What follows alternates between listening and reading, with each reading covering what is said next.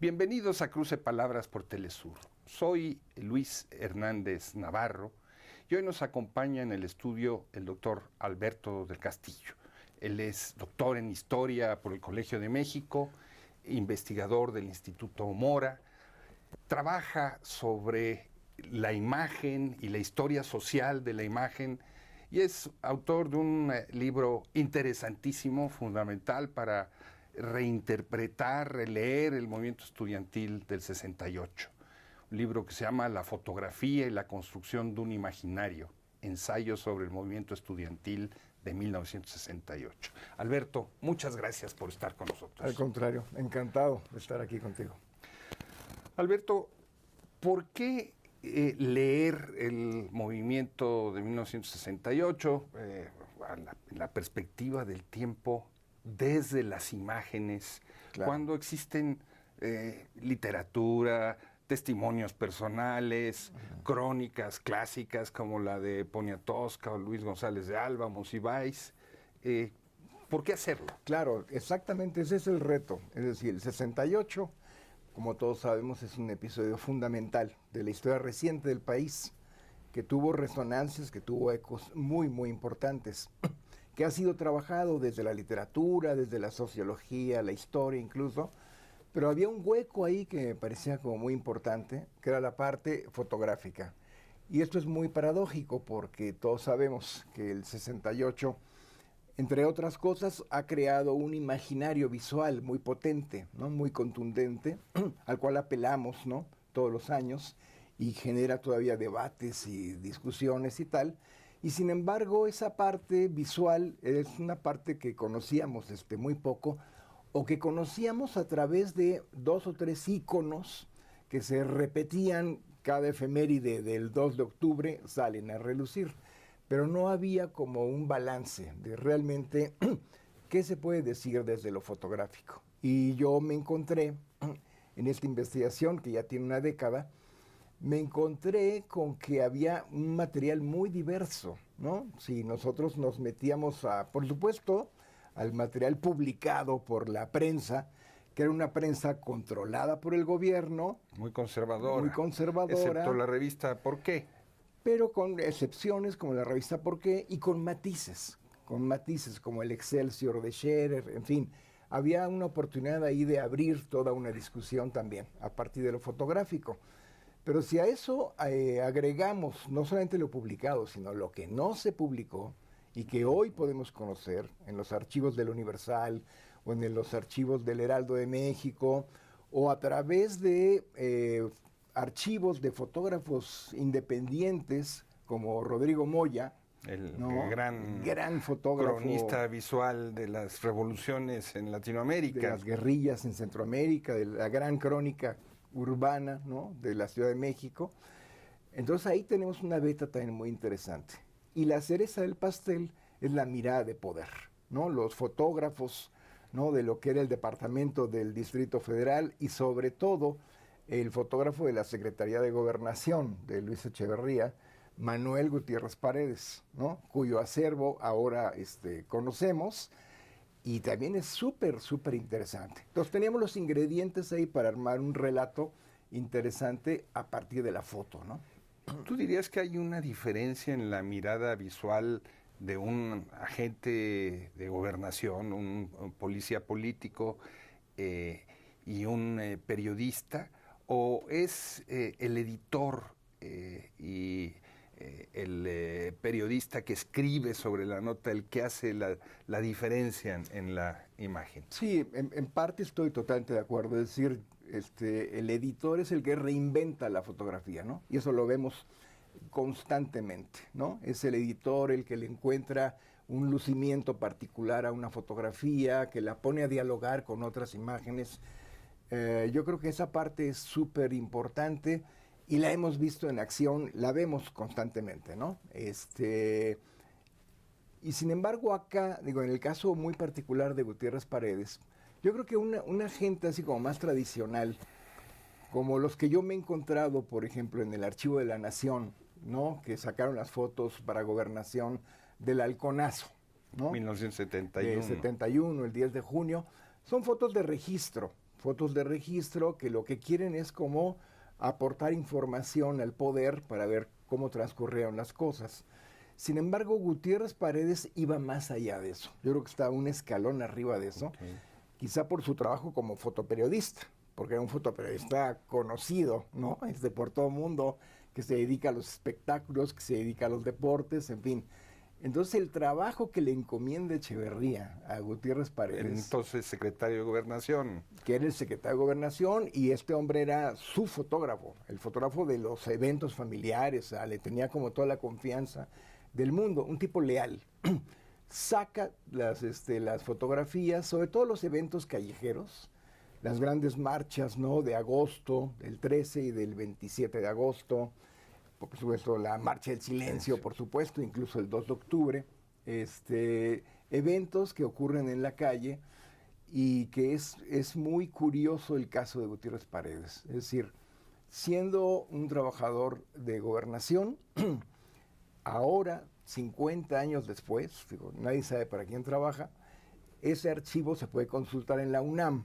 Entonces tenemos un relato fotográfico, son cerca de 1,200 fotografías que ya están catalogadas y que cualquier ciudadano puede consultar.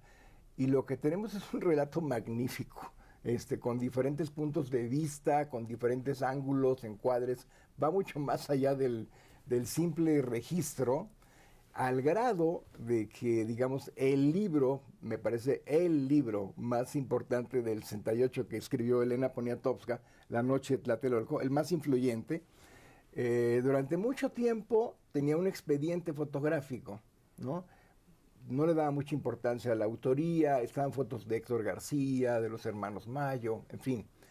Y 3 décadas después cambió por primera vez el expediente y ahora incorporaron fotografías de Manuel Gutiérrez Paredes y mejoró notablemente el expediente fotográfico, que por cierto no se da ninguna nota de la procedencia, ¿no?, de la fuente, que yo creo que es importante saber distinguir si es un fotógrafo de cuál periódico, o si es independiente, o el caso de Rodrigo, o el caso de Héctor García en algún momento, o si es un fotógrafo de gobernación. Creo que sí es parte del análisis. Pero bueno, ahí está, me parece bien, y esa es un poco la rueda de la fortuna de las fotografías. Comienzan en un lugar y no sabemos dónde van a terminar, y eso es parte de esta investigación, es decir, cómo se van reinventando, cómo los editores van haciendo su trabajo, cómo se va resignificando la foto finalmente y cómo va circulando a lo largo de 50 años, ¿no?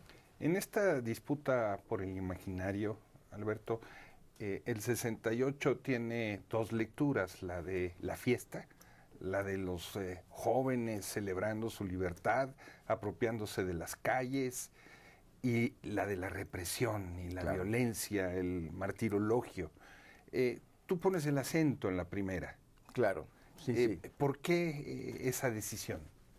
Mira, yo considero que el movimiento del 68 fue una protesta social que renovó la protesta política en el país, que tomó por sorpresa al régimen. Y toda esa fiesta que se consagra a lo largo de todo el mes de agosto es algo realmente único, ¿no?, e irrepetible para los habitantes de la ciudad. Incluso para la propia prensa, porque cuando comienza el 68, bueno, primero con las revueltas callejeras de los estudiantes, sobre todo adolescentes, ¿no?, el famoso bazucazo contra San Ildefonso, la preparatoria número 1 y tal, y la entrada del rector. La entrada del rector Barros Sierra, yo creo que es un momento fundamental que toma por sorpresa a todos. La marcha de insurgentes hasta el Parque Hundido. Exacto, la primera marcha que sale del campus, se va por todo Insurgentes, le da la vuelta y regresa por Avenida Universidad. Okay. Antes de eso había un verdadero linchamiento mediático en contra de los estudiantes, ¿no? Revoltosos, alborotan los peligrosos comunistas, porque hay que recordar que coincide con el año de las Olimpiadas. Entonces, los reflectores internacionales están puestos en el país. Entonces, esa coincidencia, que además se da a nivel de prensa también, porque hay varios reporteros ya internacionales, tipo Oriana Fallaci, que ya están documentando lo que está pasando, esa coincidencia yo creo que es fundamental a medio siglo de distancia lo vemos para entrar al análisis del 68. Pone los reflectores internacionales, pone a la defensiva a Díaz Ordaz y al régimen desde el principio. Entonces a lo que iba es que la entrada de Barros Sierra, que pone a todo el mundo en alerta y los toma por sorpresa, cambia incluso efímeramente, pero cambia el discurso de la prensa. Si uno revisa las coberturas, ya con la entrada del rector, no es lo mismo atacar a los chavitos que están tomando la Prepa 1 o la vocacional tal, que al rector, que ya está con toda una puesta además en escena muy, muy interesante. Y un poco como que se matizan las cosas. Yo digo que ahí entramos como a una especie de paréntesis. Le permite a los estudiantes también tomar la iniciativa, organizarse. Son los días en los que cuaja el Consejo Nacional de Huelga, el CNH. En fin, luego las cosas retornan a la normalidad y el Heraldo anticomunista, bueno, casi todos van directo contra los estudiantes. Hay matices en el caso de Excelsior, hay un poquito más de cautela. Las cosas regresan, digamos, a las coordenadas tradicionales. Pero la entrada del rector fue determinante y se puede advertir esto en las coberturas fotoperiodísticas. Los muchachos salen a la calle originalmente con retratos del Che Guevara, de Ho Chi Minh. Estamos en plena resistencia vietnamita a la ofensiva estadounidense, Mao Zedong, y los acusan de ser extranjerizantes.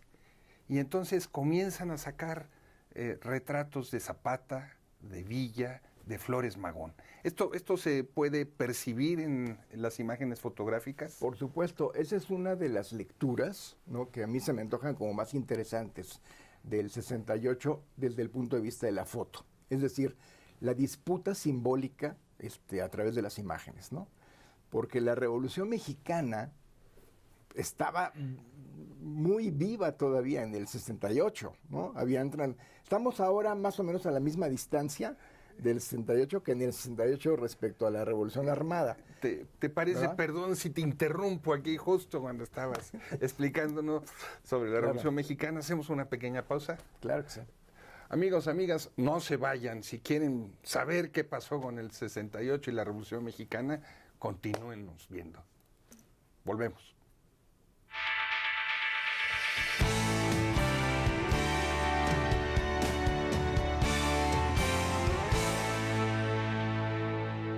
Estamos ya de vuelta conversando con el doctor Alberto del Castillo, doctor en historia, un gran especialista en la historia de la imagen como una historia social.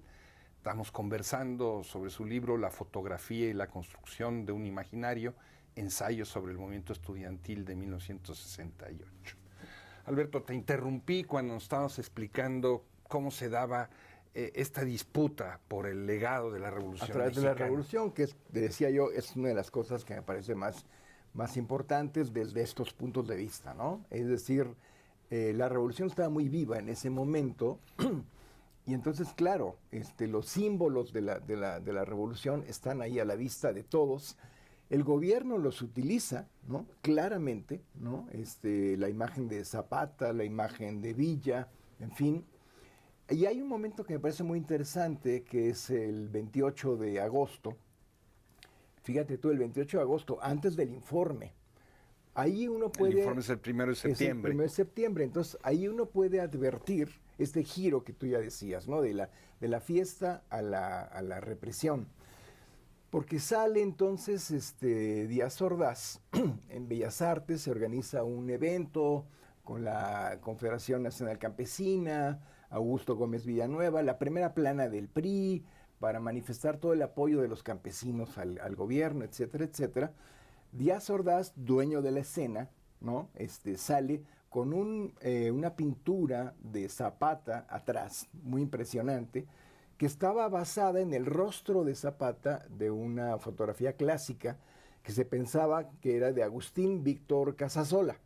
Hoy sabemos que es de Antonio Garduño, pero es lo de menos. Es una fotografía muy conocida de la Revolución.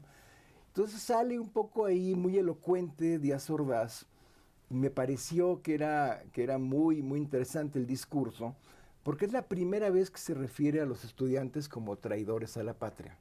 Ya no son los que están protestando, son los traidores, ¿no? Y tiene atrás a Zapata, la imagen de Zapata como defendiendo esto, ¿no? Entonces, me parece que el mensaje era muy claro. Él está diciendo, no se equivoquen muchachos, el copyright de la revolución lo tenemos acá nosotros en el PRI, no lo tienen ustedes. La respuesta de los jóvenes siempre fue enarbolar también la bandera de Zapata y de Villa, sobre todo, ¿no? Por supuesto Flores Magón, y ahí tenemos como toda esa parte pública que es muy interesante.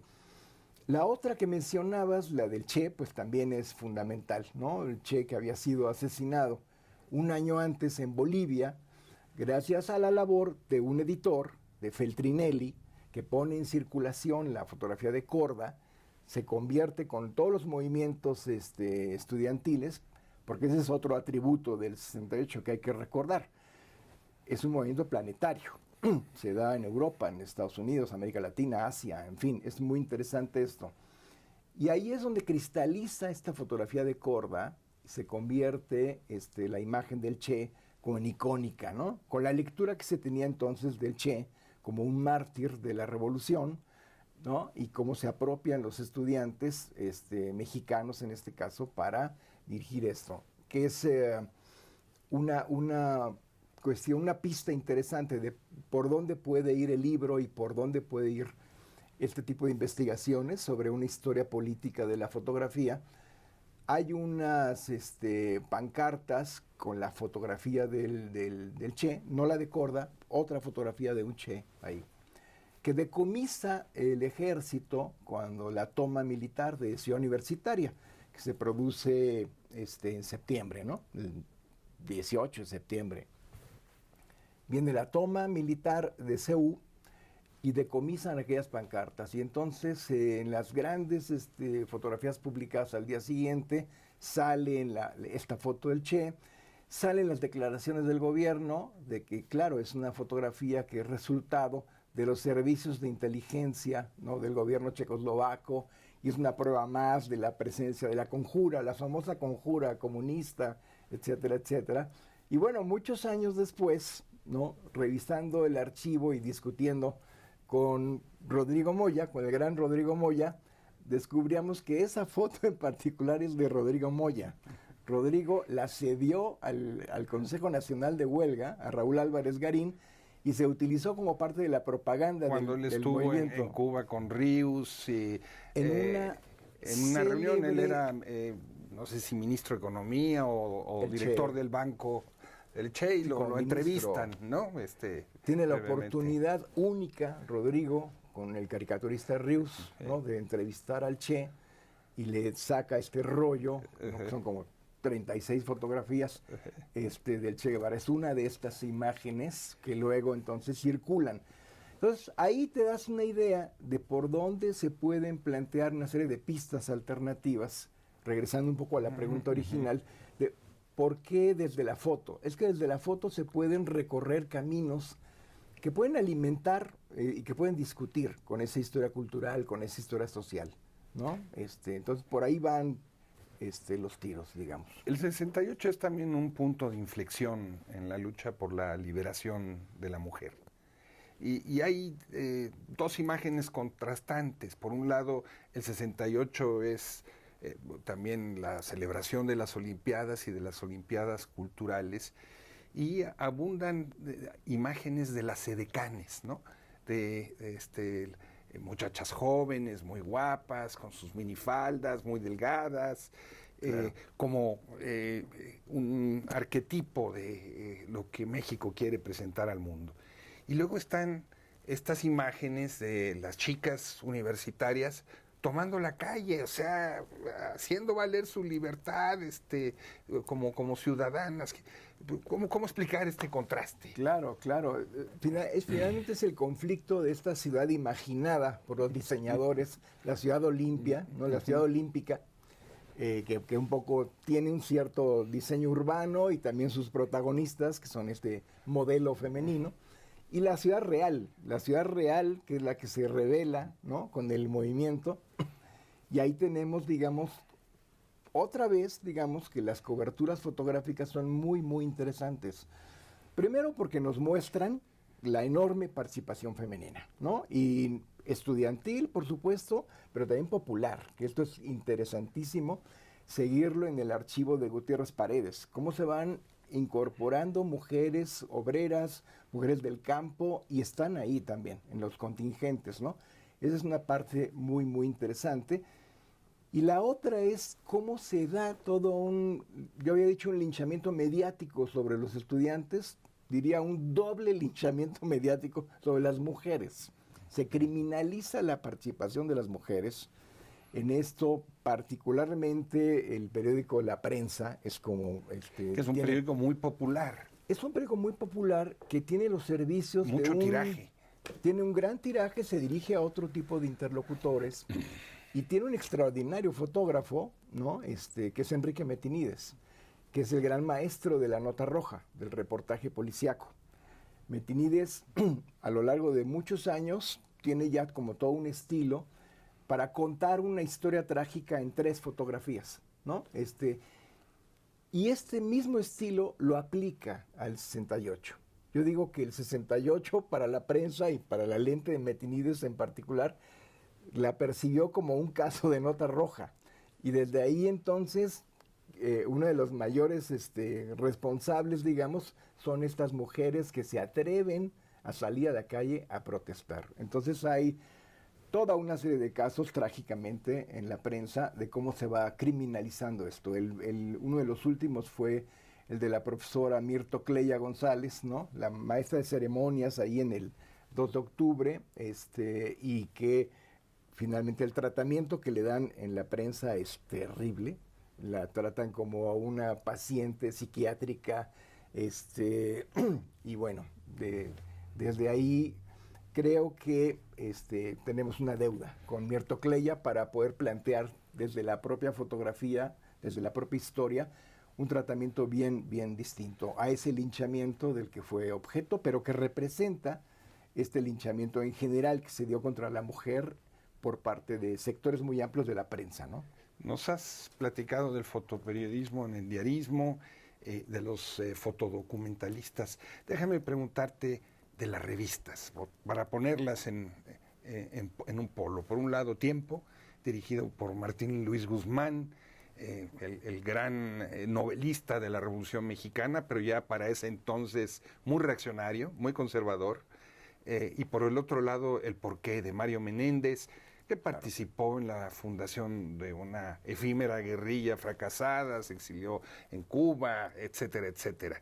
Y que hace esta revista donde la izquierda radical mexicana tiene un órgano de expresión.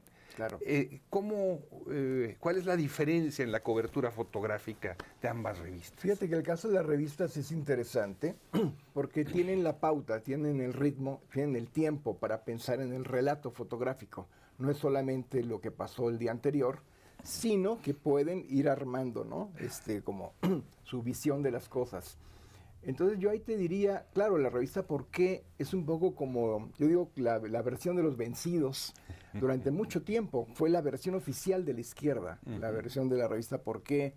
De todo un asesinato colectivo de parte del gobierno, pero perfectamente maquinado por el gobierno, sin mayores matices, ¿no? Que Carlos Mendoza y otros documentalistas se han ido encargando de avisarnos de la enorme complejidad, donde la responsabilidad sin duda alguna es de el presidente en ese momento, Gustavo Díaz Ordaz, y de su secretario de Gobernación, Luis Echeverría. Eso no, es un crimen de Estado, eso no está en duda. Lo que está en duda es cómo se fue pautando y cómo se fue orquestando esto, ¿no? Pero las revistas tienen mayor espacio para esto. En el caso de la revista ¿Por qué? Con los servicios de Héctor García, de los hermanos Mayo, tiene la posibilidad de elaborar un discurso fotográfico muy interesante. Sin embargo, yo considero que el mejor ejemplo, digamos, de una revista que alcanza la mayor calidad, su relato fotográfico, es la revista Siempre, ¿no?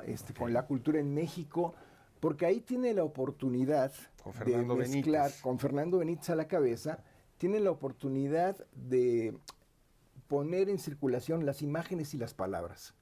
Entonces tienes la excelente crónica hecha sobre el momento, porque esto se publica a mediados de septiembre.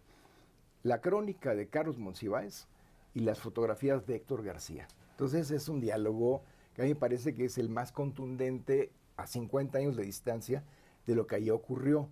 El que dice más, el que es más complejo fotográficamente, en fin. Entonces las revistas, por supuesto, tienen un papel muy importante. En 2 minutos, porque ya tenemos el tiempo encima, ¿qué es lo nuevo de una lectura fotográfica del 68?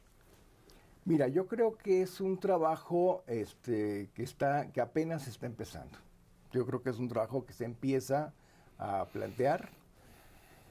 Salen cada vez más archivos para trabajarlos, ¿no? A mí me tocó trabajar con el archivo del Universal, que el Universal sacó su libro, ¿no? Con las fotos no publicadas, que eran cerca de 200 fotografías. Yo me fui directo al archivo del Universal y hay muchas más, ¿no? Hay muchas más que se pueden trabajar. Es decir, ahí tenemos como una beta muy interesante. Y una posterior que no está en el libro es la del Heraldo. El Heraldo que recién está resguardado por la Universidad Iberoamericana. Se están catalogando todas esas imágenes y ahí tenemos verdaderas joyas, ¿no?